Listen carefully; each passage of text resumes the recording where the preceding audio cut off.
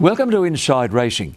In a business consumed with scuttlebutt and wagging tongues, you'd be hard-pressed to find anybody with a bad word for Melbourne jockey Peter Mertens. The irrepressible Mertens has always had the perfect formula for life as a professional jockey. The capacity to bounce back from the setbacks and disappointments, and the self-confidence to capitalise on every opportunity. Highly regarded by owners, trainers and fellow jockeys, Peter is in keen demand on the city tracks, but he's never forgotten his bush beginnings. Well, Peter Mertens, you're a true blue Gippslander if ever there was one. You were born and raised in a little town called Morwell. Where is it? Morwell is situated between Moe and Traralgon in the Trove Valley. It's a little a town that's sort of surrounded by power stations and open cuts. Now, the open cut coal mines were the reason these little towns cropped up in the first place. Obviously, yeah. I think Hazelwood Power Station and your Lawn Open Cut, they're the two that's sort of directly around the mall itself. And most of the population have worked for or indirectly for the power stations. My grandparents did, and my father did. Yeah. You were the only boy in a family of 5 kids. Yeah, it was pretty tough. Get a word in? Well, no, they're all girls, so they're all sisters. So I was the second eldest of the 5. But she was, as we got older, it got tougher. Didn't get easier. Yeah. Now, those girls have followed your career pretty closely. They have. Yeah. My sister directly below me, she's got involved in racing, so she's got a part share of a racehorse now, so she follows it pretty closely. So do all her sons. Yeah, they're all P. Mertens fans. Now, many country kids teach themselves to ride. They're just naturals. Mm-hmm. Can't say that about P. Mertens. No, you can't. Spoke about Leonie. She's the one that actually got me to ride a horse once, and at a place called Hiawatha riding school, and she used to ride every weekend and was quite good at it. And obviously, because she was young, a couple of years younger than me, I thought, well, she can do it, I can do it. So she saddled me up one and said, off we go.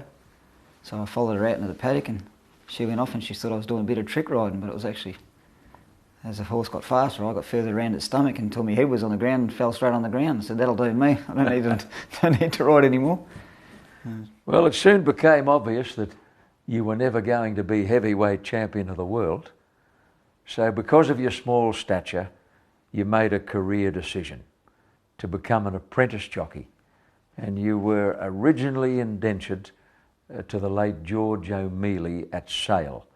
What are your memories of George?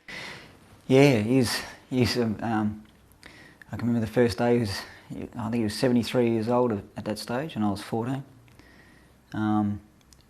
Very scary, seemed very scary to me. So never played up once, just always done yes sir, no sir. First thing he said to me, can you ride a horse? And I said yes. He said, can you saddle a horse up? I said yes. So he gave me a bridle and he gave me a tub of zinc cream. He goes, away you go, there's the pony. Put the bridle on, away you go. And I done a lap on the pony, and I come back and I said, what's the zinc cream for? What do I do now? He goes, do another couple of laps, you'll find out. And sure as hell, next day, I was in the box putting the zinc cream on the backside. So what are your memories of those thankless stable chores? Did you ever consider giving it away? Oh, it was hard. It was hard. It was never a day off during the week. You're up at daylight, in bed at dark. We had not only racehorses, but we had 4 stallions and broodmares on 2 properties. So there was a lot of leading mares and foals and serving mares. Just general work. It used to go virtually all day. Used to get about an hour in the afternoon for a rest after lunch, and then back into it for the afternoon. And dawn to dusk. Every day. Yeah. Never killed anybody though, did it? Hard work never did, no. Yeah. Your indentures were later transferred to a trainer called Lloyd at Traralgon. How did that happen? Well, at the time I was, as I said, George is fairly old, and he didn't drive very far. He'd only drive to Bairnsdale, which is an hour up the road, or back to Traralgon, which is virtually an hour away. So he never went much further than that. So it limited my opportunities to spread out and ride.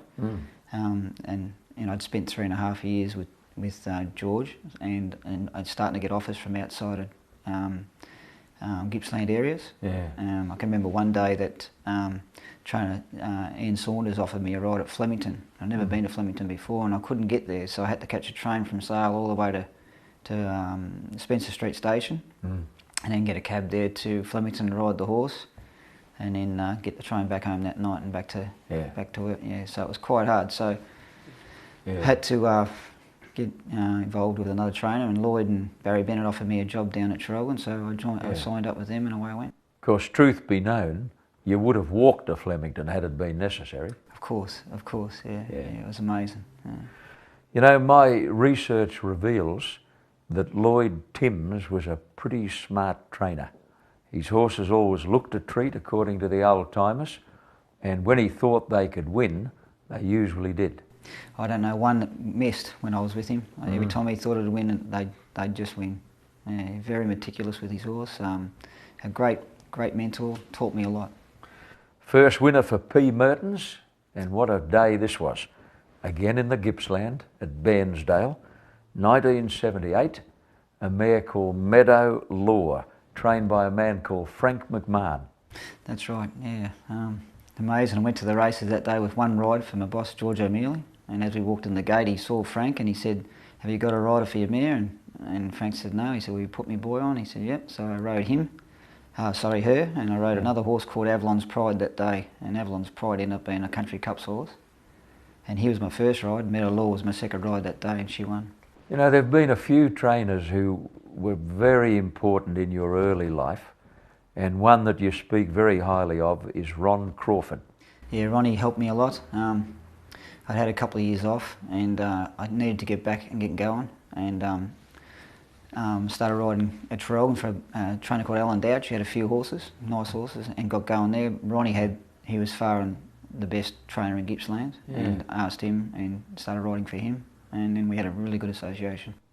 Now, you mentioned that you had a couple of years off, and I'm pleased you brought it up, because in researching your story, there was a missing piece in the jigsaw puzzle. You disappeared for about 2 years. That's right. Yeah, at the time I was going quite well as a rider. I was apprenticed to Lloyd Timms, and had a lot of problems with my mother and family. She was quite ill and hospitalised. I had two younger sisters that were ages of 8 and 5 and had not much help at home, so I had to make a decision, and I went and helped look after those for a while until Mum got out of hospital, and then worked outside of racing for a couple of years. In fact, you worked at the power station there at one stage. Yeah, I worked at Loyang, and also I worked at a char plant where it turns briquette into char, and it was quite a hard job, but it was a job. Yeah. So after 2 years, you felt it was time to go back. Yep. I'd probably, obviously in the 2 years I had off, I'd grown up, and Mum seemed to be fine, family seemed to be growing up, and seemed to be working quite well, so went back to riding. Yep, and you soon picked up the threads and started to ride winners again, but everything came to a shattering halt around about 1988 when you were involved in a fall which could easily have finished your career. You actually broke your neck. Happily, there was no spinal damage. No. I was lucky. They told me I wouldn't ride again, but they just said I was lucky that it actually fractured in the same side and come out through the same C6 and C7. But it was a stable break. But they said, forget about riding horses. So that was. Now, you were out for how long? 14 or 15 months? Yeah, that's right. Now, is it true that at around about the time the accident happened, you were considering a contract to ride in Perth? I was, yeah. I'd separated from my first wife, and I was looking for a change, and I had a couple of contacts in Western Australia that sort of were interested, so I was ready to go, and it was about 2 weeks away from leaving, and I had the fall. Now, during that 14 or 15 months on the sidelines, Were you always going to come back, or were there doubts? Well, there was doubts because I listened to the doctors and all the experts told me it would never happen. It took me a long time. It took me probably 10 months to get working again properly with rehab. Physiotherapy, and you took up golf too in that time, didn't you? I can't tell you the name of the physiotherapist that I was seeing at the time, but we become quite good friends, and we actually started playing golf together, and that's how he worked it out. All the movements would help me get back to it, and thanks to him that got me on the road back. Yeah. How tough was the comeback? Weight was easy because of the fall, the nature of the fall, and the muscle wastage I had from my arms and shoulders and legs. I hadn't done a lot of physical work, so I was quite light. So even though I was heavier, it wasn't muscle fat, so the weight dropped off me quite quick. But to get my fitness levels up, it took a long time to get peak fitness.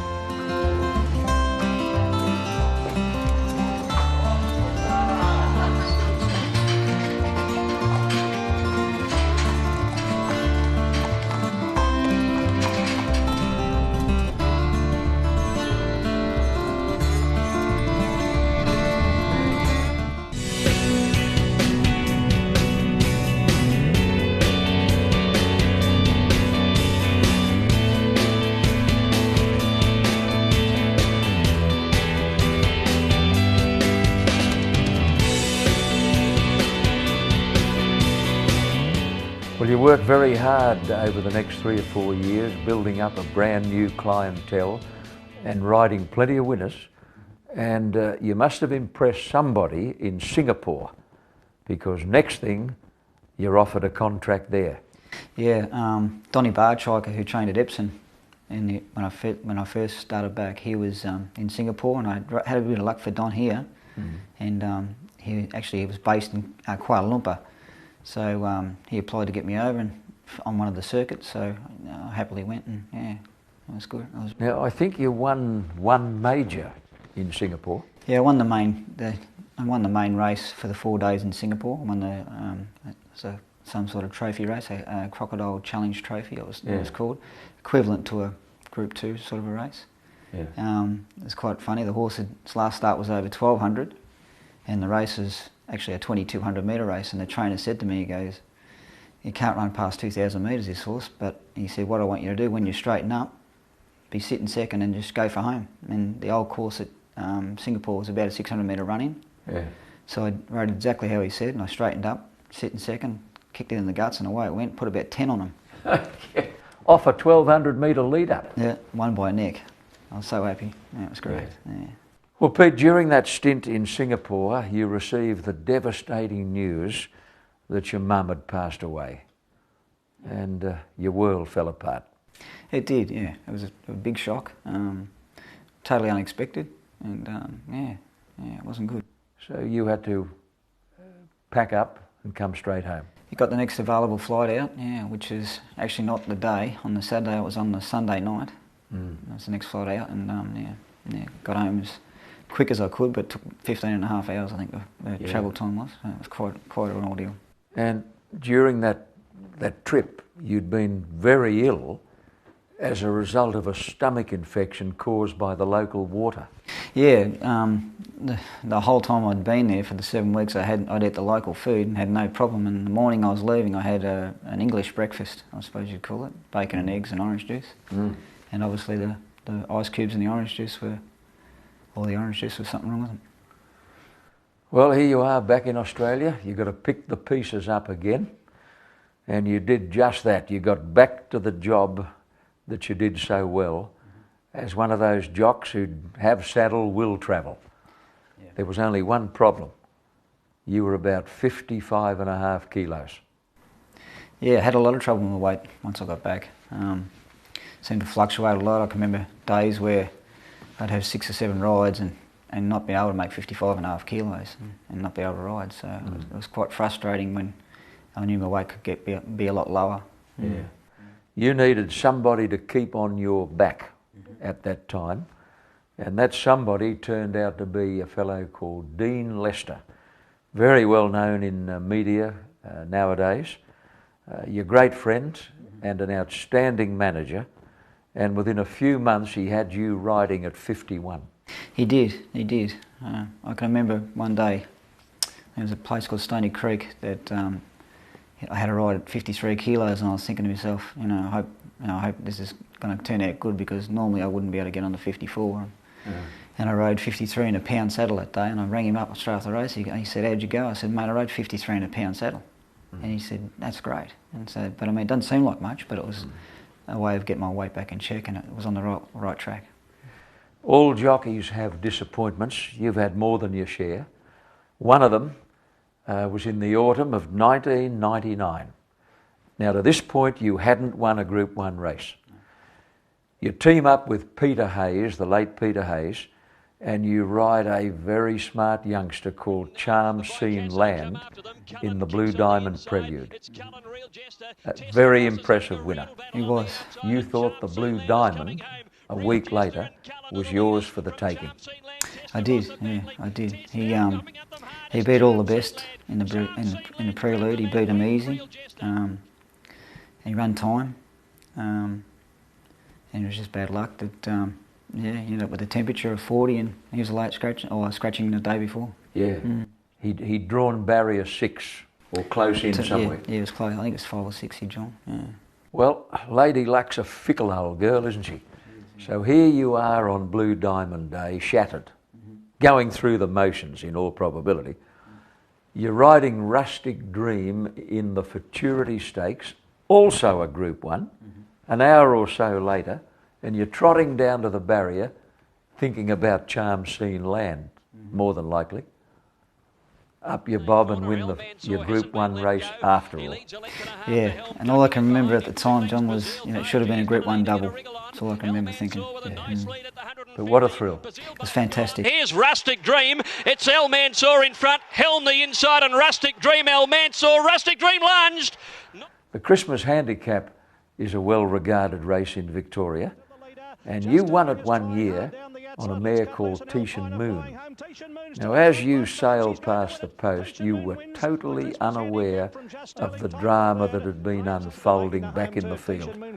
Now, this was one of the most priceless pieces of footage I've ever seen. Jason Patton was dislodged from his mount. Andrew Payne's mount blundered just to the inside of Jason Patton's horse's heels. Andrew, by a freak of nature, was pelted into the air and landed on the back of the other horse. It's amazing, isn't it? Now, do you remember the comments as you were pulling up?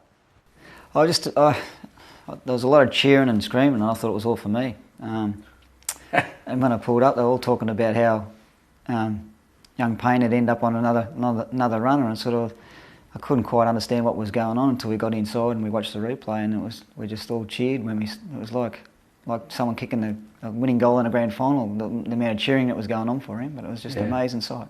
You had a terrific Adelaide Carnival in 2001. You won the Derby on Big Pat. Big Pat's coming away. He's going to bring up a hat-trick in a Group 1 race. Big Pat wins by 3. Second. Lo and behold, you also win the Adelaide Cup on Apache King. That's right, yeah, that was fantastic. Yeah, he was a great horse, that horse. I picked a ride up on him in the Carlton Draft the week before, and he won that. And then he came out and he won the Adelaide Cup. He drew a good gate. He drew 1 or 2 that day, so he never went around a runner. He rails run the whole way and won. He was trained in Adelaide at the time. Russell Cameron trained him. Yep. Great trainer, Russell. Had a lot of luck for him when he was training over there. And was the owner there, Nick Moratis? He was there. He got a photo at home where he led the horse back in. Yeah, Nick. Yeah. What a wonderful feeling for Peter Mertens too. Oh, look, he'd be so proud of himself. Yeah, and wonderful moment for Nick Moratis. Having Might and Power here today meant a lot to him, didn't it? Well, I think it just adds to it all, doesn't it? Yeah.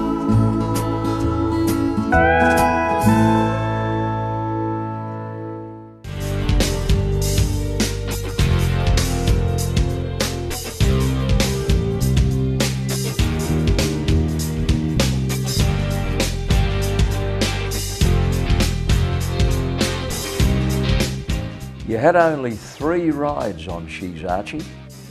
You ran second in the Australasian Oaks in 2002, and then up she bobs in another Group 1, the South Australian Oaks.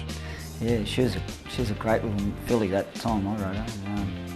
You know, she come out of nowhere virtually. She, the second in the Australasian Oaks was probably a career best run, and then she went the one better and beat Brett Preble again. So he was probably thinking, what's this bloke doing to me? 'Cause I think I won the Derby, the Cup and the Oaks, and Brett ran second to me on each occasion. She's Archie on the outside, went to the lead from Tully Thunder, who fights back. She's Archie, Tully Thunder. She's Archie's 1.5 head. The Cummings horse with which you had a brief association was El Marada. You won a Victoria handicap on him. Yeah, that was my second Victoria handicap. The first one was on Rustic Dream actually, so it was only the next year was El Marada come along, so he was a real handy horse. So Peter, you ride a bit like an old-fashioned jockey. You like to let them balance up and find their feet. Your style is a style that would have appealed to Bart Cummings, and I'm sure this is the reason he was putting you on these horses. Yeah, I think so. I think always with the instructions with Bart was always let them find their feet and get them travelling well underneath you, and if I want to see them hitting the line styles, and you know, that's the way I like riding anyway. So. Weasel Will was another one of your favourites. You won 3 straight on him early on in his career, but I can clearly remember you riding him in the Doncaster at Randwick on one occasion, finishing 3rd to Assertive Lad. Yeah, first time to Randwick was amazing, yeah. Big day out. Didn't have a great barrier, but got a nice run in the race, had good cover and just tracked up, and got half up the straight there and he was joining in, but Assertive Lad, it was awesome on the day. But I mean, I think Shogun Lodge ran second in that race. And he just got past me, so it was not bad for a 66 to 1 shot. Your former manager, Dean Lester, told me a lot of things about you. He also mentioned that early on in your career, you'd be one of the first to go for the whip. Nowadays, you're one of the last to go for the whip. Yeah, I think times changed, so it was a bit like what the style was at the time, and you change with the styles a bit. But I think these days now I go to the whip later because it's trying to conserve a bit of energy rather than. Yes, that's right. with advancing years, you mean? That's right. Yes. Yeah. I think it was the 2005-2006 season, probably your best ever. I think you rode about 140 winners on all tracks, 7th on the national list of jockeys. It wasn't a bad season, that. Yeah. I'd done a lot of work that year. I had travelled a lot. Typical like Brad Willis doing at the moment, and Peter Rabel. You go to just about every meeting you can, and the winners come along with it. So yeah, but that was a good year. I've had other good years. Like, I can remember years ago, probably '93. I think I rode 126, which was pretty unheard of at the time. But that was on all tracks as well. So, yeah. All jockeys have usually got a short list of their inspirations. The riders for whom you've had special admiration. Yeah, look, I spoke about this a bit, and riders I've ridden against at their peak, at the top of their game, I have to say was Mick Dittman, a great inspiration. Greg Hall, on course, not off course. Yeah. I rode against Roy Higgins, but he was in his twilight, but absolute champion rider. Brent Thompson, champion rider. I've seen a few, but I'd say at the time when Mick was at his best, I rode against him a couple of times, and he was real tricky. Yeah. Pretty hard to get past him. Yeah, and he'd half give you a grin when you couldn't. Yeah, exactly. Well, it's no wonder you communicate so well with the younger blokes. You've had plenty of practice with kids. In fact, you are the proud dad of no less than 6. That's right, mate. Now, what are the ages? I've got one soon to be 22 in about a week, or not even a week. Yeah, and he's my oldest boy, Troy, and Zach, he's 15. And my daughter's Tori, she's 13. And I've got another boy, Jake, who's 11, and Beau, 10, and the youngest daughter, Leanne, she's 7. You got them all off pat. Just, yeah. Now, during the winter months, you choose not to ride at the Sunday meetings, unless there's a good thing there, because you like to officiate as umpire at the kids' footy matches. Yeah, the umpiring's good. I tend to fill in for the umpire. It's a hard job. It's harder than what people think it is. I do running as well for the last year it was the under 10s, and a bit of boundary umpiring for the under 15s. And my wife Anne, she was a team manager. She has been for the last 2 or 3 years for the under 9s, under 10s. So yeah, keep pretty active on a Sunday, but nothing better than going to the footy and watching your boys play. You're at the age and stage now where many jockeys get sick of the grind of it all, but you seem keener than ever. I wouldn't say keener than ever. I've been keener. I'm still happy to do it. I'm still find I get a buzz out of it, and while that's in me, I'll keep going. There is days when it gets pretty hard, say in the middle of winter, and it's 10 degrees days, and the old bones aching a bit. But you get out there and you get it done, and still get a winner out of it. You come away happy. Is there anything you're desperate to do before you call it quits? Melbourne Cup. I'd love to win a Melbourne Cup, and I think that's most jockeys' ambition or goal in a career. But Melbourne Cup would be nice.